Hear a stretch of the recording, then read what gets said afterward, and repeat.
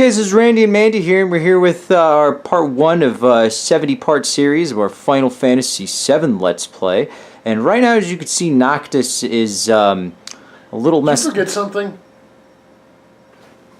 Oh, let me check my to-do list. Alright, leave it. No, I did everything! Flip it over, you dip! Oh yeah!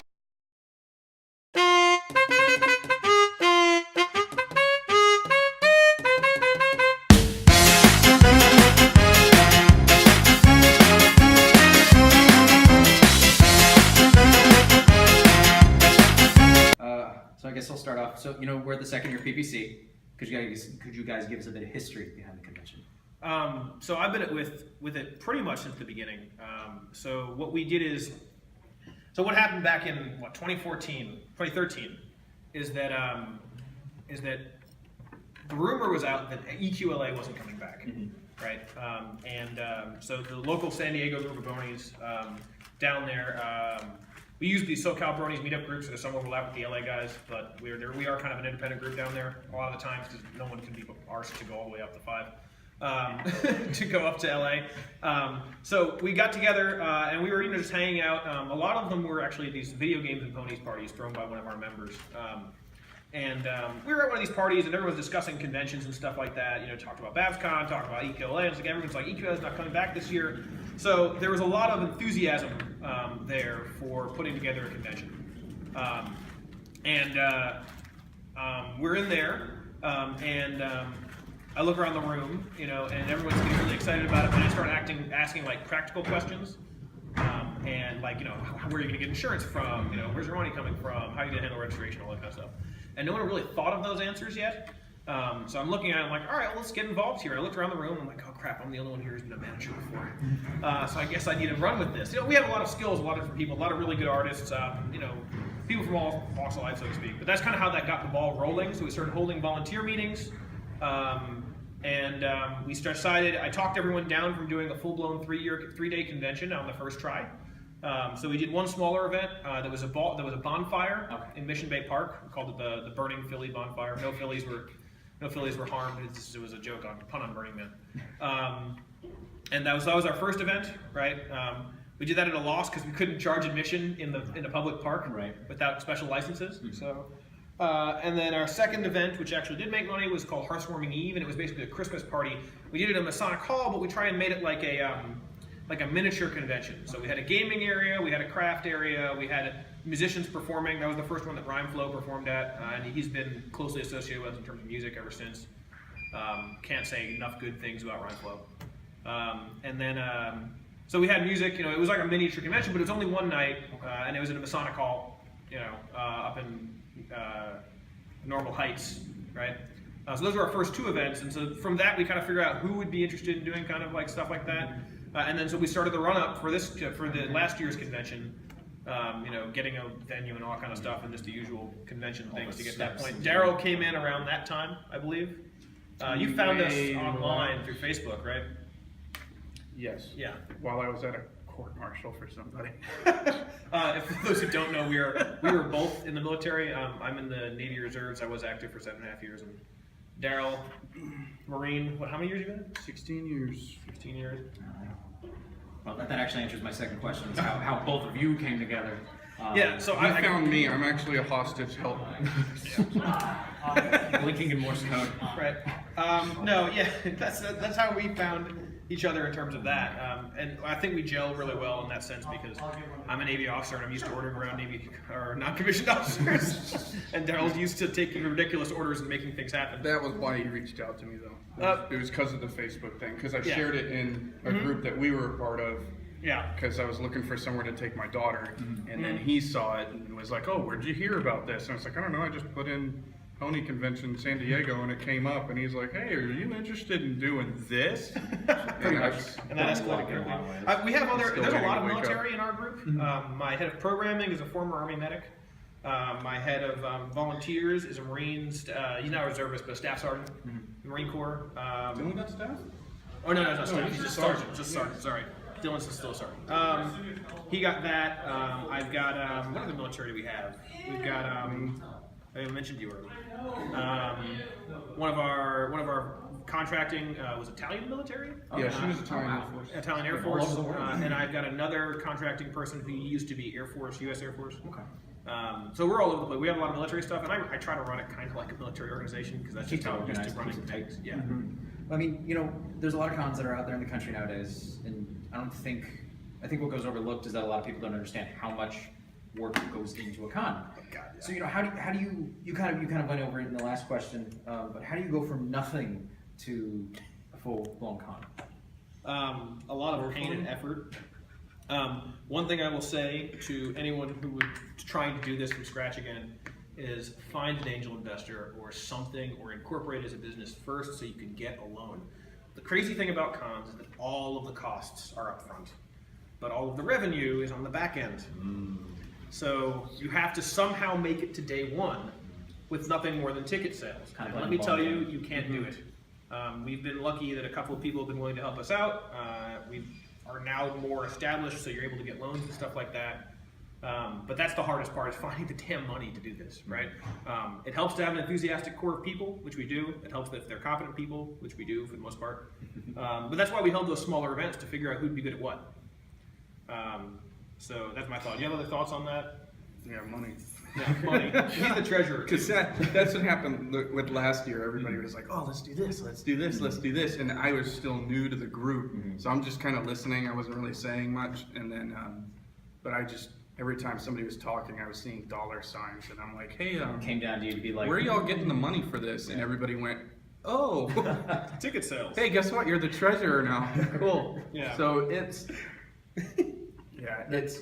a lot of it is being realistic too. So you have to, like, it's one thing, like one of the events that we were going to have this year was the Overwatch tournament. Yeah. So I got a hold of Blizzard Entertainment. I had an official Blizzard sanctioned Overwatch tournament. I have art done for it with all of the different Overwatch characters as ponies. I've got Diva as Princess Luna. Like, it's awesome stuff, and I can't do anything with it because I couldn't get computers. It was $6,400 for the equipment. That's not, it's not realistic. Another voice actor. Yeah. Yeah, we can get in another talent. We can do something else with that money. And it's not worth it to do that for just a 4 or 5 hour event. So it's a lot of times you'll get these ideas that are just like, oh yeah, this is the best idea ever. And it is, but how much is it going to cost you? So you want to try and go with what's going to put butts in seats, Yeah. and what's going to make people show up.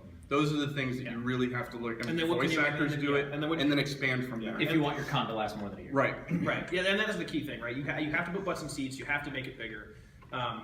You have to get to day one, like I was saying before, and then you have to pay back all your loans on the back end. And that's what merchandise is about. We're doing much better. We're going a little bit harder with the merchandising this year. We produced more plushies. We produced more pins. We got some T-shirts. We got posters. We didn't do posters too much this year. Yeah, the posters didn't sell very well last year, but we still got last year's posters. We can sell them. We'll try anyway. But certain things make is where you make your money. Merchandising is a good one because people love this stuff. Yeah, and I'm happy to provide. absolutely. It's cute. So, I mean, Yeah. you're in year 2 now. So what were some of the different challenges you saw between last year and this year? Or something maybe you learned last year that you've applied this year? Well, we had to swap hotels. No, yeah, That was a- That was a big one. That was I'm not going to talk about.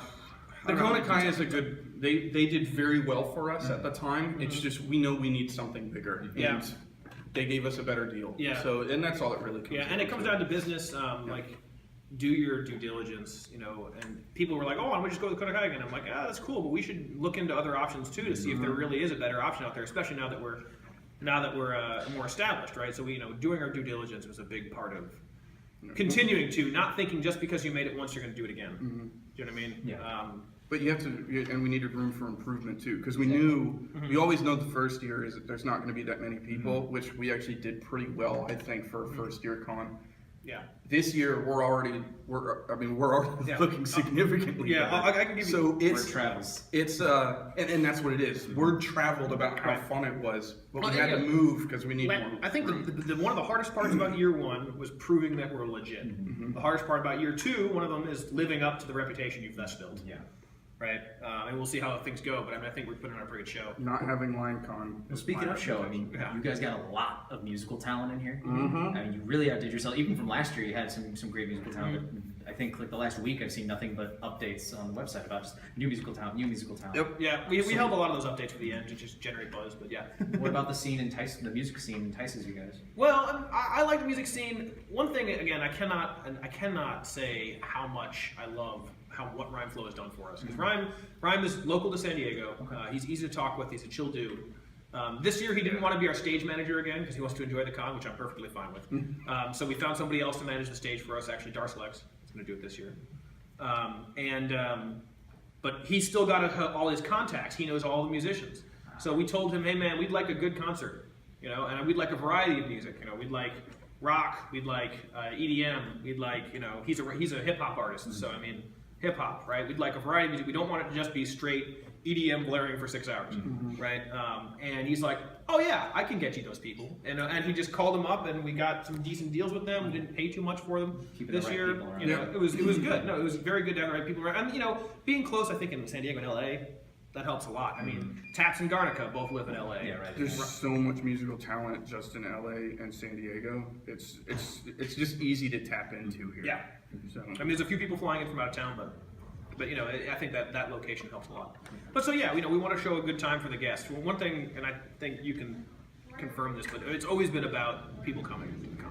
I don't care about whether I have a good time. I mean, I like to have a good time. Yeah. But that's one of the questions we ask ourselves about stuff too, is that we look at an event and go, would I go to this? So, for merchandising, that's a big thing that I do with it too. I look at it and go, would I buy this? Would I spend my Yeah. money? So, and if it's not, if any of the art or if an event doesn't meet that standard, then we don't do it. Yeah. So And that's even for the kid-friendly pretty stuff, standard. right? He's got kids. I don't. But I mean, we ask ourselves the question, would we want to bring our kids to this? Yeah. You know what I mean? I show my kids stuff all the time. I'm like, hey, do you like this? What is this? And my daughter, of course, my daughter loves everything, but I ask my wife too. I'm like, hey, how much reasonably do you think you pay for this? Because she is so stingy with money. So She gonna see this interview? So she'll tell. A lot of times she drives a price for things, and she'll be like, "I'd spend that." Like, all right, cool. Okay, so if I can get that much out of her, then I know I can get out of other people. So it's a question we ask ourselves. What is it about the fandom that enticed both of you, and how did you get strapped into all of this? Okay, so yeah, I was gonna go first. So I found it when I was stationed in Okinawa. The first season had come out, and I watched a couple of them with my daughter, and I just thought it was funny. And then what really got me into it though was when I came back, I had to go to Quantico, Virginia, for a guy that used to work for me. He got in trouble out on Marine security guard duty with the person. But anyways, when I packed all my stuff, my daughter gave me this little Rainbow Dash doll. And she's like, oh, you're going to be lonely, take this with you. So I put it in my bag, and I didn't think anything of it. And then when I got out there, I was unpacking my stuff and hanging out my uniforms, and I saw the little Rainbow Dash. And I was like, man, what can I do with this?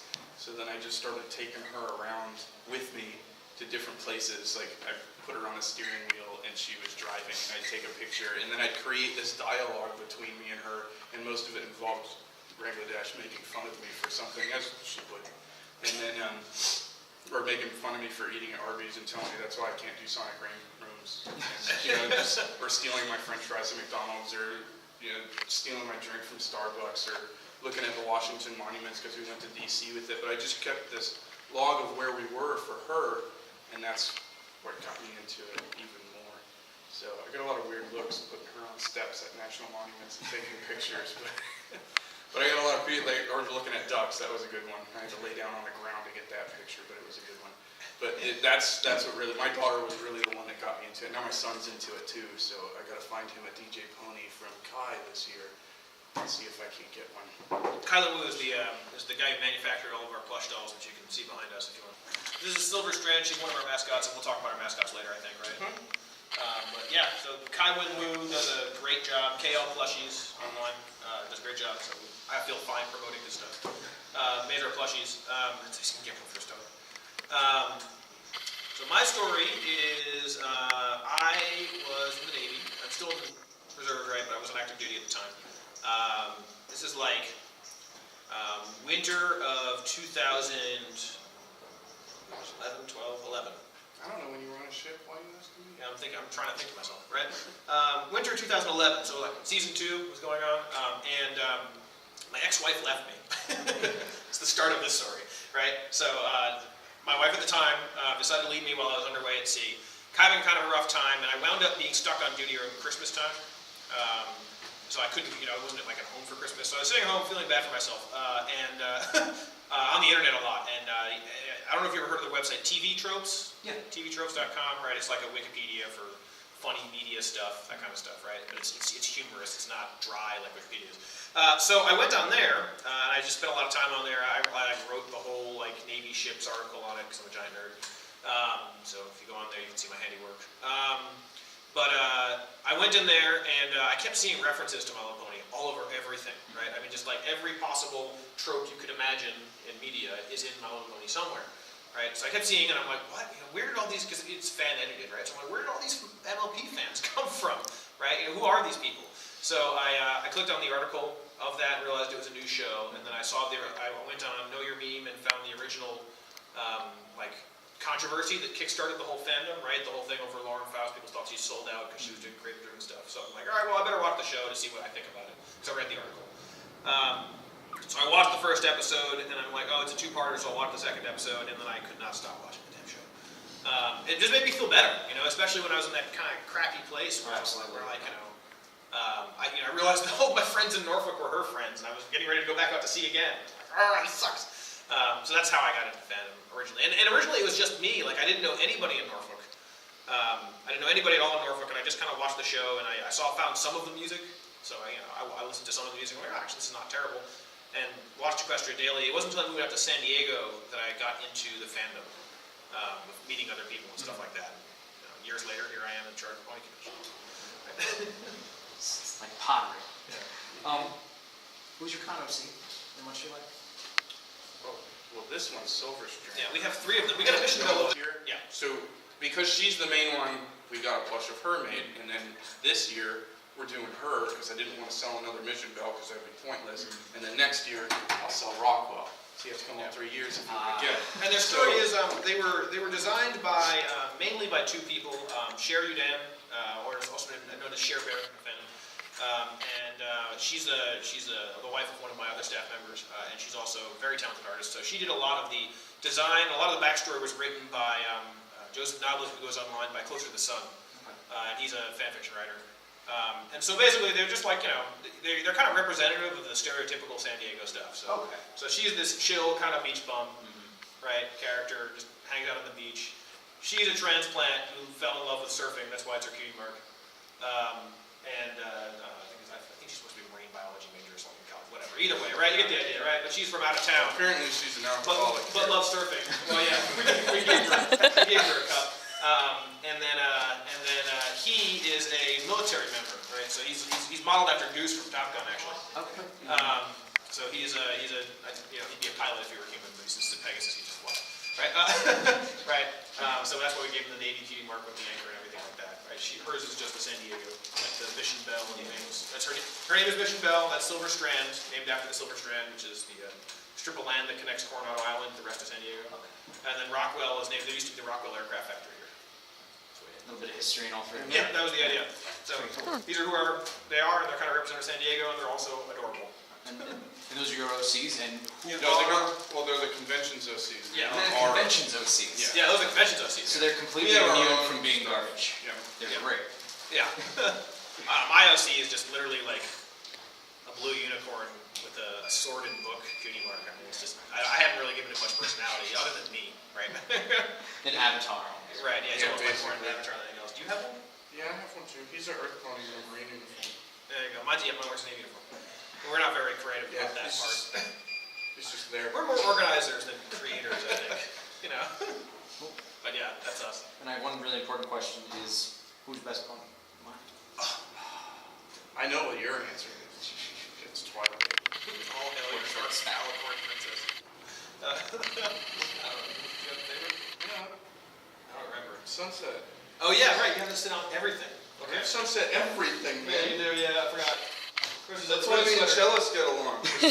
When I met him last Right. year, Oh, yeah, he saw me with my Sunset Shimmer, because the shirt I had, it's Sunset Shimmer, and she's sitting down writing, and it says, "Dear Twilight, thanks to you, I now know that," what is it? It says, "Dear Twilight, oh, because of you, I now know that the word friendship contains the word shit."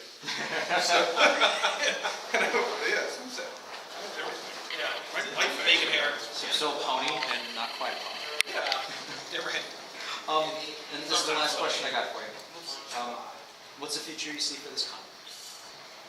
I mean, I think that, we'll keep doing it as long as it makes sense to do it, right? If the fandom starts petering off and you can't get the attendance numbers, if enthusiasm locally dies down, we'll kind of try and let it go naturally. I don't see this ever becoming, this is just me personally, maybe the leadership will change in the future.